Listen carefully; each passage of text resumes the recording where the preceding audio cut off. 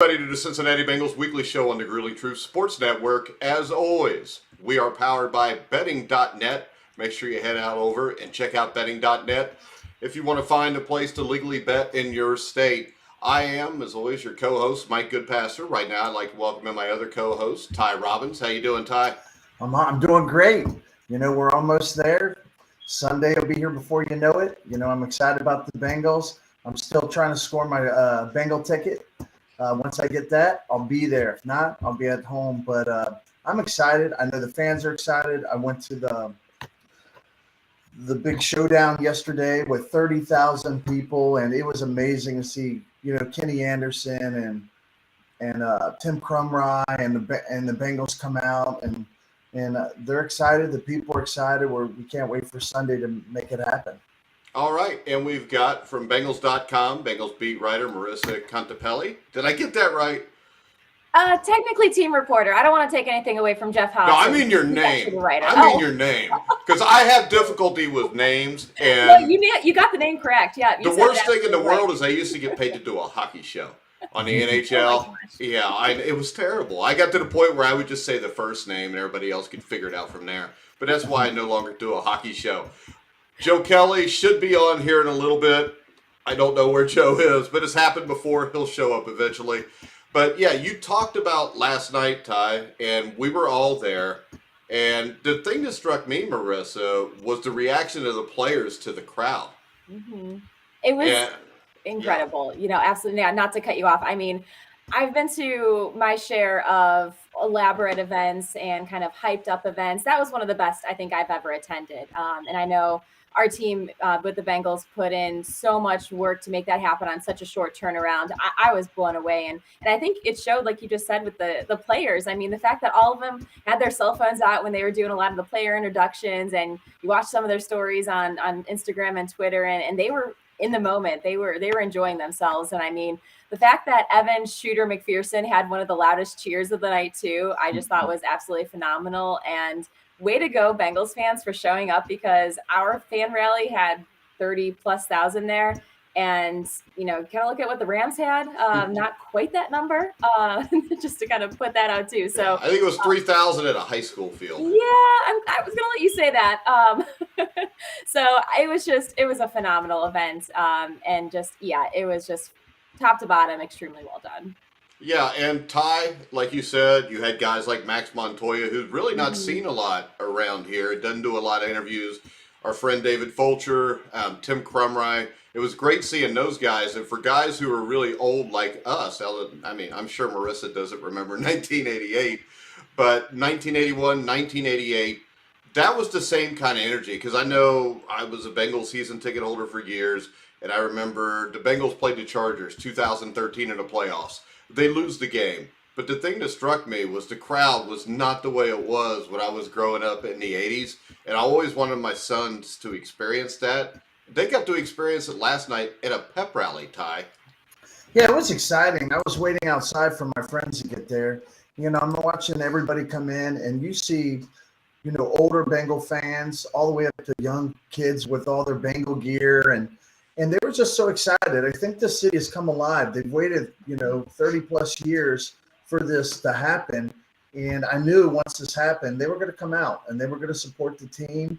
And they were coming from far away, too. There were people that's just not from Cincinnati, from out of town, that were driving up for this pep rally. I met a guy from Tennessee there last night who drove 5 hours for a 1-hour pep rally. That's how much this team means to them. It's really exciting to see. And I know the Bengal fans will really be cheering in all the bars and areas that can't make it to the Super Bowl. You just see it, in their eyes when they're walking up to the stadium. Yeah, and I mean, Marisa, you got to give away tickets to fans last night. And I think every one of them were in tears. That had to be a special moment. Oh my gosh, that's one of my favorite parts about my job, is getting to do special moments and making a huge impact on someone's life in just the smallest way possible. I mean, Whit, who was our very first Super Bowl ticket giveaway, was the third person in line when season tickets went on sale in 1968. So for him and his wife to now go and be able to experience and take in a Super Bowl together is just such a heartwarming and just phenomenal story. So I'm so thrilled for them. He almost fell over when we told him. He thought he was just getting honored for being a longtime season ticket member. So it was a great surprise for him.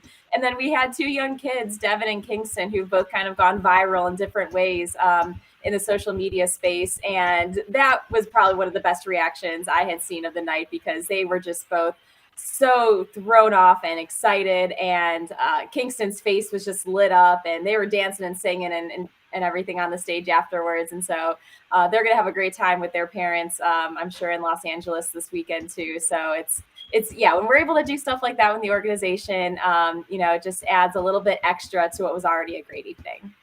Yeah, and I think also, Marisa, you do have something to give Ty right now, right? I'm just kidding, Ty, because Ty's been looking for Super Bowl tickets big time. So don't play with my emotions. Don't play with my emotions. I will say this though, Marisa.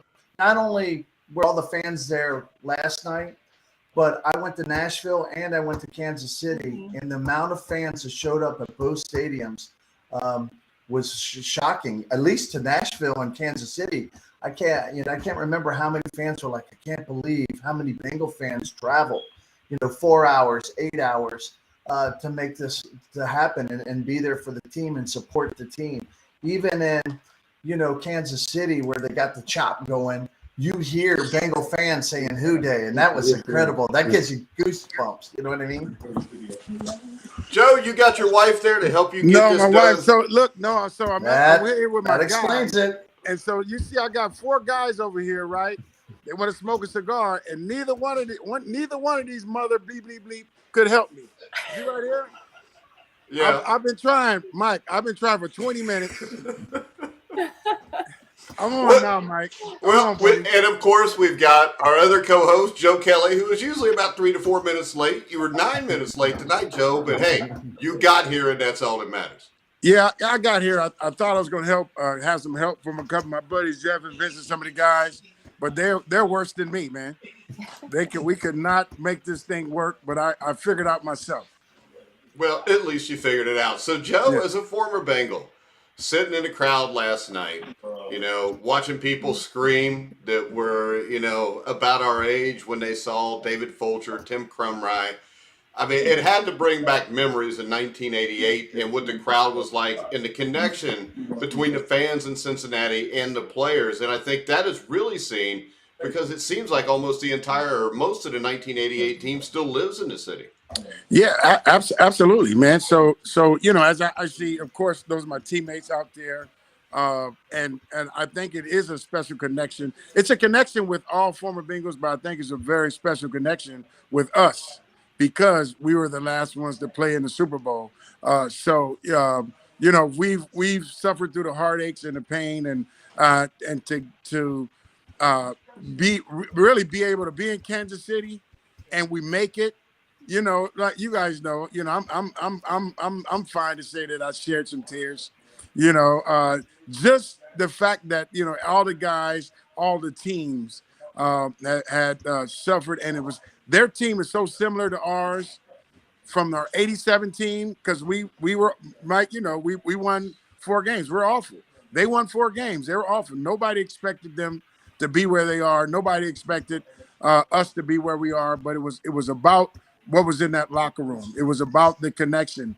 Does the Cincinnati Bengals have the most talented team? No, you can't argue with that. But when I say the most confident, and when I can say they believe in each other, what we did, there's no stopping. And that's why they're playing next Sunday. Yeah, and I think what people miss, Marisa, is when you see all this talk about the Rams offense, I think people forget that the offenses that are flashy when they play in Super Bowls do not have the best record. You go all the way back to Belichick beating Buffalo in Super Bowl 25 or Belichick beating the greatest show on turf in 2001.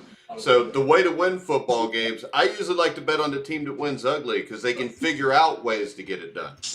Well, it's about the team that Joe, your name's not Marisa. Respect the guest. Yeah. Hey, Yeah. let Joe speak. Joe can hop in here. I'm sorry. I didn't. You're all see right, my guys Joe. talking. So I'm sorry, Marissa. Marissa, go take it, Marissa. You got it.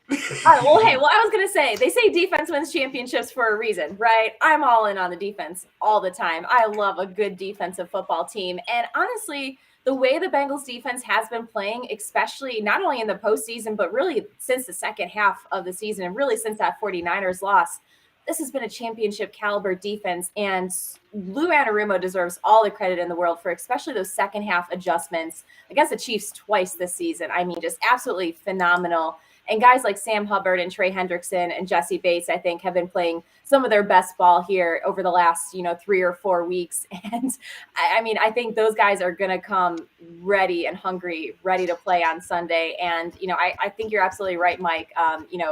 Flashy offenses can get you so far, but, teams are so often built and can really sustain. It's based on, how far is that defense really going to take you? Yeah, go ahead, Joe. Well, I just believe that here, those guys, they have so much confidence in each other. We're going down. We lost obviously one of our best interior linemen in the Raider game. And you look at BJ Hill, you look at what he did. His play was so pivotal to changing the momentum of the game. Got that interception. He stepped in, and with them, it's next man up. So I think those guys led by. In my opinion, Von Bell, I think he's brought that toughness, here, and obviously Jesse Bates. I think that the safeties are leading the team, but then you look at the defensive end tandem. Bringing Hendrickson in. Sam has had a great first year, second year, but he's taken it to another level. And that's due to our interior play. That's due to the level of play that Hendrickson has brought to the team. So, it's one of those things, man. The defense they don't get a lot of accolades. There's not a lot of headlines. But those guys are, they're why we are where we are right now. When you shut out Kansas City team 2 games in a row, and they don't want to really remember what we did to them the first game because they thought it was a fluke, and the defense came out and did the same. This is Patrick Mahomes, you know what I mean? So this is a premier dude, this is the upper echelon of quarterbacks, and our guys came out and held him to 3 points. So as a defense, I seen when Eli Apple made that stop right at halftime, being there and seeing those guys run off the field. They ran off the field like it wasn't 21-3, and then they came out and they played that second half. It was, we were going to make some plays and we were going to do everything to give our offense, Joe Burrows, Jamar, Tyler, T, a chance to get us back in this game. And that's what they did. Yeah, and Ty, at least Joe Montana is not the quarterback for the Rams, so we got that going for us too. But when I look at this, as Joseph Michael said, he said he had a Chiefs fan tell him it was the most opposing fans they'd ever seen in Arrowhead. We've got Sefton from Jamaica. Hello to the beautiful lady. That's you, Ty. And Ty, don't let him do you like that, Ty. It's one of those weeks, Joe. It's one of those I've done Ty like that since we coached take it together all in the 90s. But yeah, so when we look at this, I mean, the thing that strikes me about this team, Ty, is no matter what goes wrong, this team seems to just act like nothing's going wrong. It's the next play. I know it is. I've coached football for 30 years, and it's what I preach to my guys, whether it's good or bad. You just got to play the next play. This team's very good at that. I think the thing I noticed and what they talk about a lot is team chemistry, relationships, that locker room. That matters. And when they were putting it together and they were looking for team captains and people of character, now it's paying off. You have a whole team and there's no egos, and they are very, very talented people on this team. But their main goal is to get to the Super Bowl, right? That's what they want to do. And so they weren't pointing fingers. Even when Joe got sacked 9 times, he didn't point the finger, just got back up and took care of business. And I think that plays a huge role into what you're seeing now. Even the national media didn't give them any, any kind of props all the way up. And they said, hey, it didn't matter because we're playing for ourselves. We're playing for this team. We're playing for Cincinnati, and everything else doesn't matter. So that's what I like about this team and why they can be successful and why they're going to beat the Rams. Yeah, and Ty, I know you wanted to talk a little bit about Duke Tobin tonight also. I was just saying, I was going to ask Marissa, it's kind of when you get to this level and with success, and some of it, a lot of it's talent, a lot of it's coaching, some of it's luck. But, I was thinking about Duke Tobin and what he did with, his limited staff. Most, the Ravens and the Steelers, they have these huge scouting departments. And I don't know, I think the Bengals got like 6 or so. But Tobin's done a great job. And I thought, what if maybe I should be thinking Kenny Galladay? Because had he chose Cincinnati and not the Giants, would we have picked Penei Sewell and maybe not Chase? You start thinking about that. Maybe that Billy Price trade with B.J. Hill doesn't take place. So all of those things taking place have really gotten us to where we are right now. Don't you think? Oh, absolutely. I mean, it's things play out, sometimes the way that they're meant to. And, Duke Tobin and his staff really have done a tremendous job. I mean, you just look at the Bengals roster and how they've, really homegrown a lot of these players. So many of these guys who are going to be playing in the Super Bowl were drafted. And the rest of them are the big name guys that they went out over the last 2 years and dipped into the pockets to go spend that money. And to kind of go off of what you guys were saying before about how this team is just so confident and connected. I remember back last spring in March when we brought in guys like Trey Hendrickson and Larry Ogunjobi and Cheeto and Mike Hilton, and they're in their very first day signing their contracts. And then I'm one of the first people that gets to interview them. And so we're sitting down and, I just asked them, like, easy question, why'd you pick Cincinnati? What made you want to come here?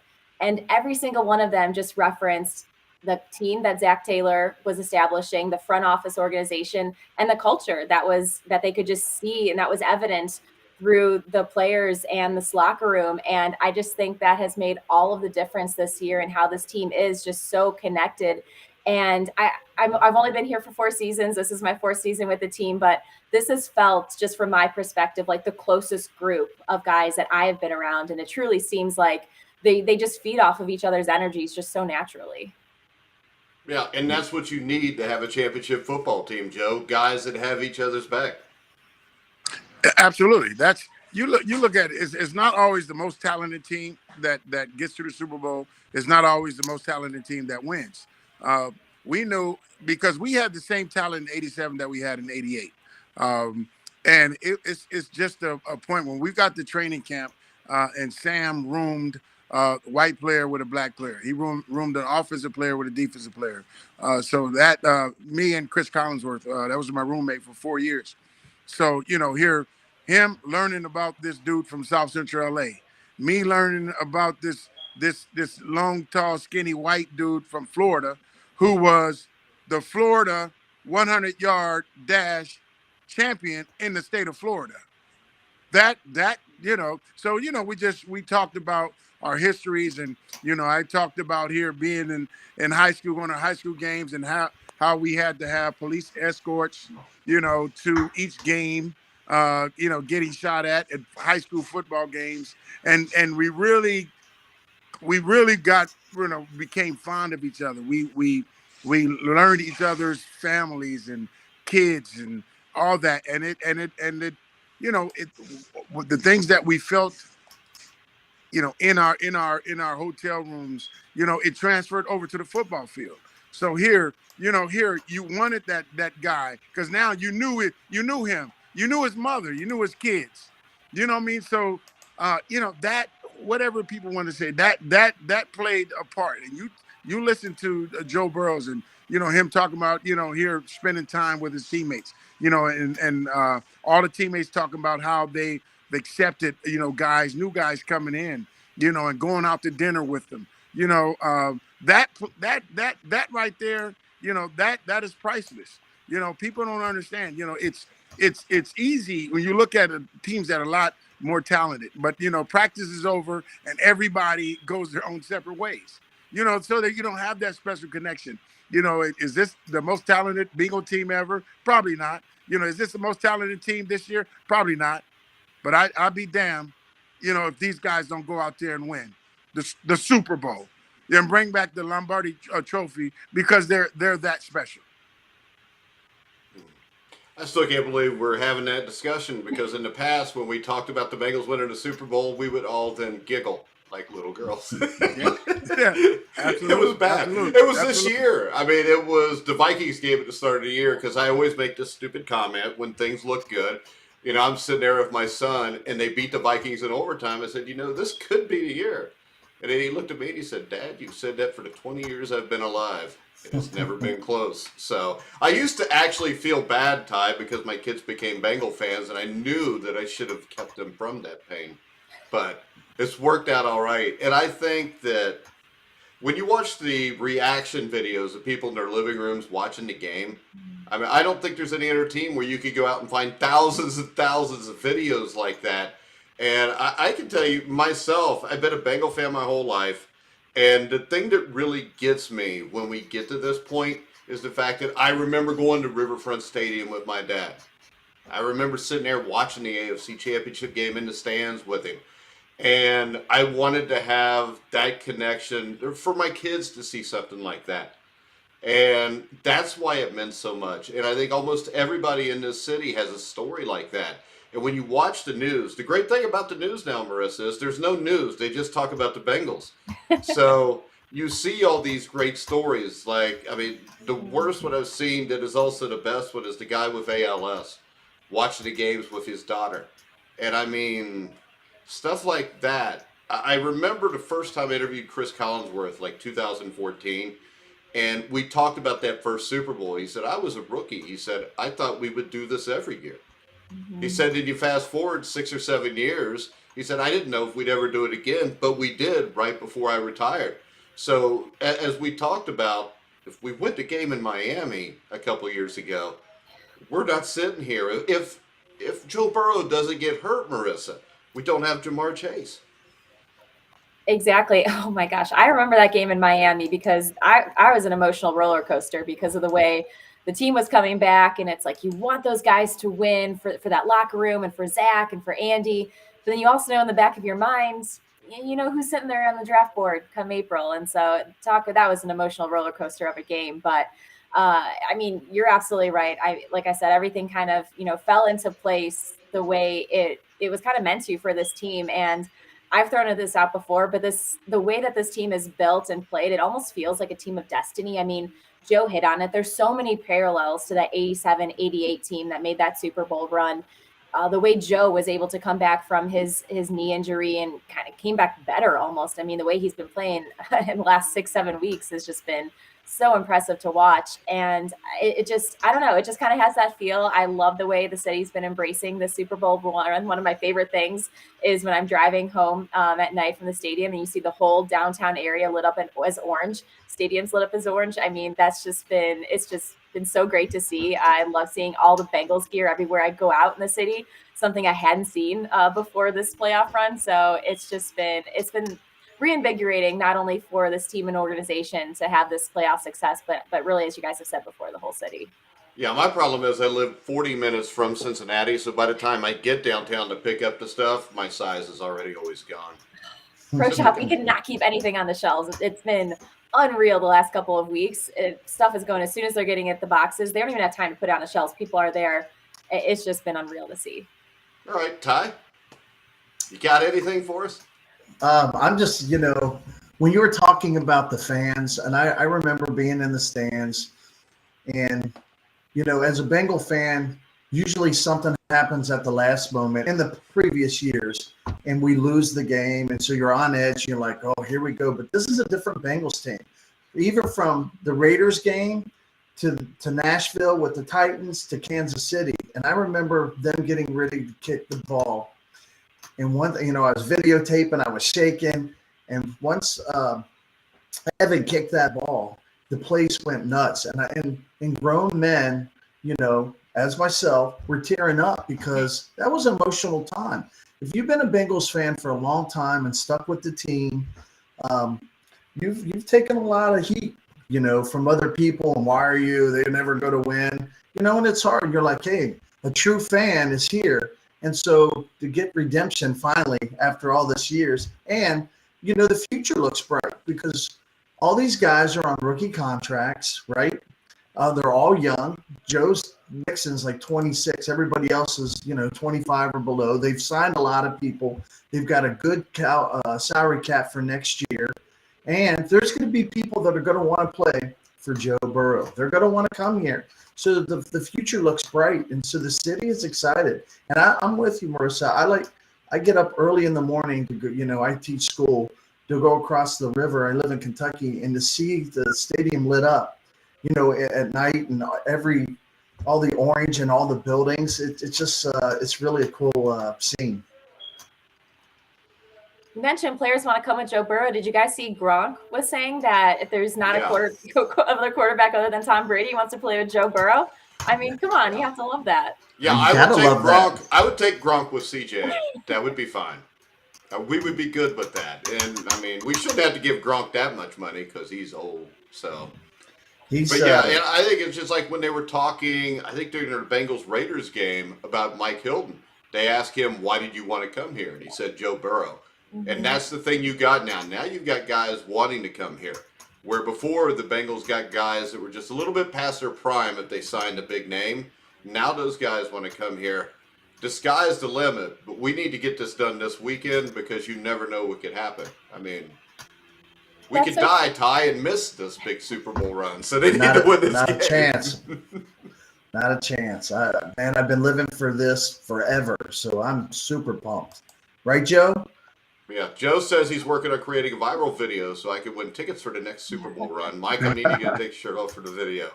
Okay. Right. I will do that for you, Joe, since you played football for me and Ty back in the prehistoric ages. That's right. That's right. Yeah. This is a special time, man. So, here, you guys talked about the video. There's a video going around that just shows the reaction of the Bengal fans.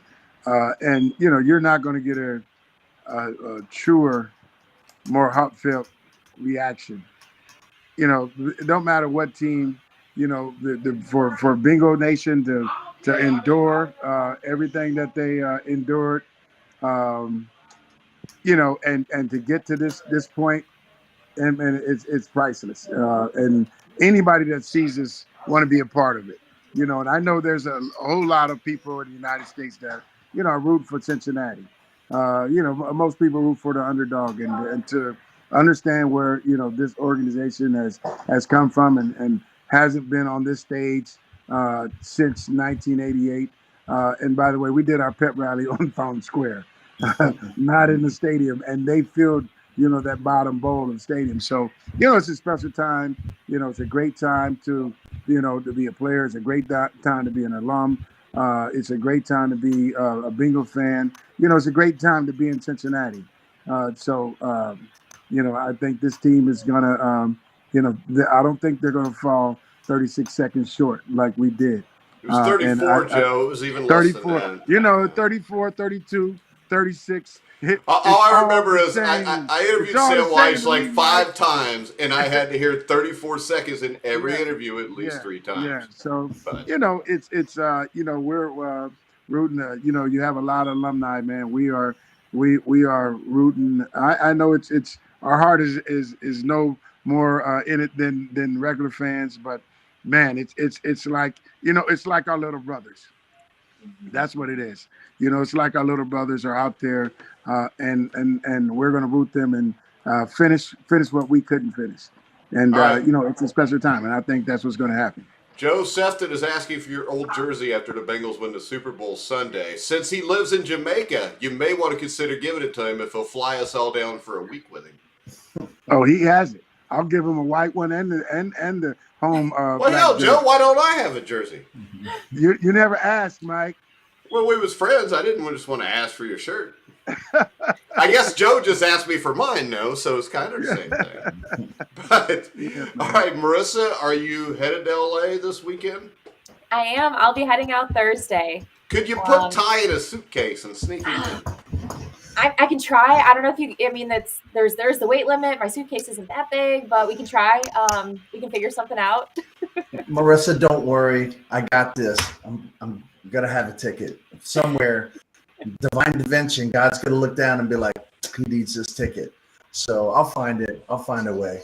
I don't know. I do the IU basketball show with Steve Risley, and he tells me you don't want to come out here. He says it's terrible. It's like 87 degrees today, Ty. Hey, I'm there wearing shorts. You know, because every day Steve texts me in the morning to tell me it's 80 degrees and sunny, and then Joe tells me last night at the stadium, I'm going to text you how it's 80 degrees when I get there, and I get tired of hearing that crap. But Marisa, let me ask you this. When you got here in 2018, going through 2019, did you think there was any way this was ever happening? I thought eventually it would. I mean, I was a believer in Zach Taylor from the beginning. Honestly, he had me won over his very first day. The moment I met him when he walked in the building, I was like, all right, this is a great hire. I mean, I thought the world of him. And the way he started to put together his team, I thought it might take another couple of years. I think like everyone, I thought the Bengals were a little bit ahead of schedule. When my people were asking me what I thought they would achieve this year, I thought maybe 9 or 10 wins, sneak into the playoffs as a wild card team. I'll be honest, I didn't think they were going to go out and win the division. I didn't think they were going to go out and now make the Super Bowl, win the AFC. So yeah, this team is, I thought, absolutely ahead of schedule. But I love when you talk with any of the players, they're just like, no, we expected this. This is the standard. And so it just goes back to that whole confidence thing. But it's been, I mean, the last few years, I just all the credit to Duke Tobin, Zach Taylor, and, not only putting the right personnel in place, but also the coaching staff. I mean, getting Frank Pollock back, I think, has just been absolutely huge for this offensive line. I would run through a brick wall for that man. When I'm out there at training camp practices and I'm hearing him coaching up guys, I'm like, yeah, put me in, coach. I know I'm not 6'7", but like, put me in. I'd probably absolutely get demolished by any defensive lineman trying to come at me. So it's a good thing I'm just a reporter and not an actual football player. But I just think this coaching staff has just done just such a phenomenal job too. And I mean, you go back to saying you never know if they're going to get back here. Kind of how you're saying you thought in the 80s this was going to be a yearly thing. I mean, it's hard to not look at the pieces in play. As Ty, you were mentioning, so many guys are on their rookie deals. They have so much money in cap space. They're sitting in such a good spot. How can you not think about the future and think, what could the past couple of years be like? Even if it's not a Super Bowl every year, I mean, at least thinking about winning the AFC North, making a deep playoff run. I mean, I get excited just thinking about it. We could be the Patriots for the next 20 years. Exactly. Yeah. Someone has to. There you go. Yeah. Right. Maybe we win more than 7, Ty. I have to agree with Marisa on this. I had them getting into the playoffs. I had them getting in the playoffs, but for an AFC, winning the division, I didn't know about we were going to get past the Ravens. But then when you take 2 games from the Ravens and you take 2 games from Pittsburgh, you're like, man, this team has something. And really after the bye week and they came in with the Raiders and you saw a change then. That's when you saw a change. And they started picking up and really playing their game. And I think the biggest thing I've seen as a Bengals fan that I haven't seen in the past is the halftime adjustments. When they go in and they're losing and they come back and they make great adjustments. With Lou last week going from 4 to 3 and pulling Hubbard back and zeroing in on Patrick Mahomes. I mean, I haven't seen that in the past, and I think that's all the difference. This year that we've seen, it's really made a difference. You know what I'm saying? Yeah, and Joe says he feels like a complete idiot for trashing Zach Taylor the last 2 years. I was wrong. All right. Nobody cares anymore. Just win the games. It doesn't matter who thought what. Ain't that right, Joe? That's right. Because I wasn't a big fan either. But the reason I wasn't a big fan of it was because I lived through, the 70s, the 80s, the 90s, where most decisions that were made were not good. So you just kind of got used to decisions being made poorly, Joe. I look, when he first came, I thought they could have handled, the situation with our defensive linemen, our veteran defensive line, Gino, and those guys a little different. But like I said, I wasn't in the locker room So can't say that, Gino was bad for the locker room, or any of those guys they got rid of. But he's seen something, whatever that was, because like I said, you can have the best talent in the world, but if it doesn't gel in the locker room, I don't care. I don't care if it doesn't gel in the locker room, doesn't gel off the field. You're not going to get the same results on the field. As we were criticizing him, and me included, um, we weren't in the locker room to see what was brewing. We weren't in the kitchen to see what the cook was cooking. And you look at it, and all of a sudden, it's like making a pot of gumbo, man. You put all that stuff in there, and that's what he was doing. And as a result, even this year, preseason, I said, oh wow, we got a defense. And if Joey can come back healthy, but man, we have a terrible line. So you had all those things, but he was still in the kitchen cooking, and you see this, we were, critical. We go into New York, and they have a kid that hadn't played since college, and he rips us apart, 400 something yards, but you seen the fight. We didn't quit. So it's kind of like, damn, okay, how can we go into New York and let this rookie guy beat us? But you've seen something that we hadn't seen in years. And, those guys, as the season went on, those guys, they're you look in the mirror, you look at each other, and their confidence and belief in one another just grew stronger. And right now, you look at it here, we were blessed with COVID. We didn't have a lot of, you had some teams that were playing without, all starters. We didn't have that. Did we have some injuries? Absolutely. Were we decimated? No. So this is as special as it gets, and of course we're in a position where you see what Tom Brady brought to New England. There were no Patriot fans back then, with Drew Bledsoe, and Tommy came in, and you've seen how he, changed his organization. And that's what Burrow is. Burrow is he's an organizational changer. He can take this to another level, a consistent level that nobody else has done. So it's a special time. But I think we as Bengal fans, Bengal Nation, Bengal alumni, we take this and we cherish this because we don't know what next year brings. We don't know the injuries. We don't know free agency. You got guys' contracts coming up. You have to allocate. You have to allocate some money for some special players, and in turn, when you do that, there's going to be some casualties, and everybody's not going to fit. So here, this is the best team that we have right now. This is the best team that we have this year going into the Super Bowl. Of course, I'm not a guy to say, okay, we're looking for 5-6 years, because I've been there. I was the highest paid linebacker in Bengal history for 2 days. And then I got traded to New York, So, I know what can happen, and I see that. So my thing is I'm cherishing this, I'm flying to LA. I'm not going to miss this, because it looks like what we've done, and Joe being the most sacked quarterback in the NFL and still doing what he's done and putting up the numbers that he's put up with. You give him an offensive line.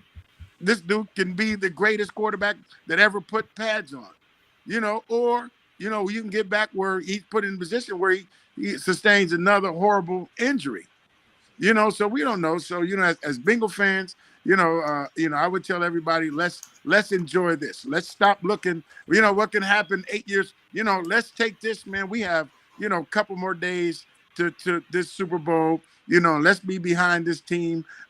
Whatever we can do as fans, alumni, team personnel, whatever we can do to root these dudes on, so they bring that Lombardi trophy back, in 2022. And whatever happens in the future happens. But right now is right now. Let's live in the moment. Let's enjoy it, man. I'm loving. Have a nice cigar out here with some of my guys over there, And hooray, you know, hooray. These are lifelong.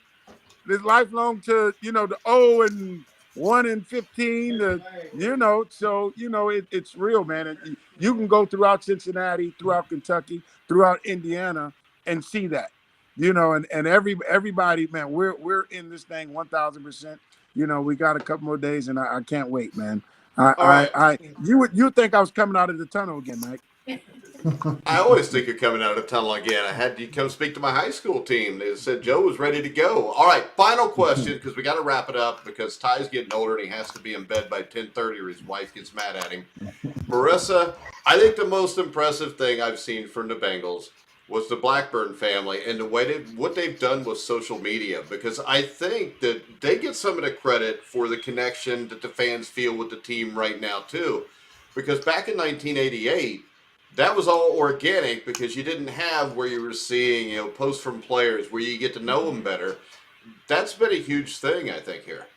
Oh, it really has. I mean, as soon as Elizabeth Blackburn, stepped in full time last season, it's been so wonderful to see just her passion, top to bottom of this organization. And being in the content social media team, I love how closely she works with us because she has so many great ideas and her vision for where she wants to see, not only this team go, but for us on the social and content side. And I think you're seeing it with some of the things that we're able to do this year. And, I always love getting to tell behind the scenes stories and really, getting to show players and their personalities that fans aren't just going to see on Sundays when they put the game on. And so I think, Elizabeth has just been such a wonderful addition. I'm so glad I'm here while she, decided to come on full time. And Caroline, her sister, is with us too in the content.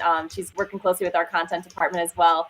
And so it's been a lot of fun. And, it's even great when we get to do fun little things. Like, I don't know if you guys have seen the Mike Cart and how that's, making this journey out to Los Angeles. And so just little things like that to help connect even further the fan base to this team, especially the younger fan base where everyone's on their phones 24/7 or in front of a computer screen all day long.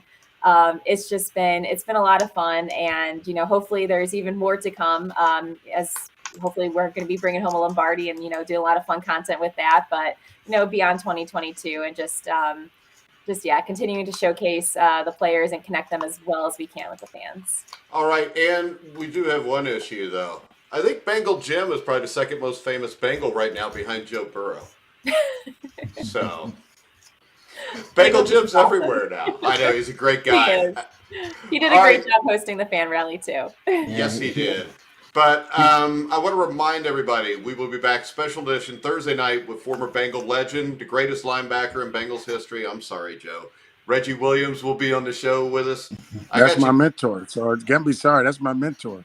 So I named him that. He is the greatest linebacker in Bengal history.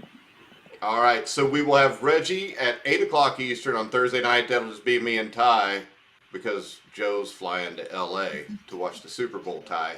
But we're going to wrap it up. You can catch me. You can call me. I'll log on. I'll log on. Oh, Lord. He'll be on the plane. He'll be on the plane smoking a cigar with his wife trying to figure out how he could use his camera. It'll be a mess. But she'll have something to write about next week for sure. Right. Yeah, Reggie Williams Joe getting kicked off the plane, didn't get to go see the Super Bowl because he lit up a cigar. But yeah, right. I don't know how you smoke those things, Joe. I don't even like to smell them. Well, it's a acquired taste, but if Joey B can do it, we all can do it, man. I don't know. Ty, have you smoked a cigar yet? I put one in, but I didn't light it. So I was in Kansas City, all my friends, so I put one in. But my wife's like, "Were you smoking?" I go, "Nah, I don't want to get sick." Marisa, have you smoked a cigar? I have not, but I've told my friends who are going to be in Los Angeles with me because they're all bringing, they want to go out and get cigars for the win after we win the Super Bowl. I said I will try my first cigar if we're victorious on Sunday. We're holding up that Lombardi, so we'll see. All right.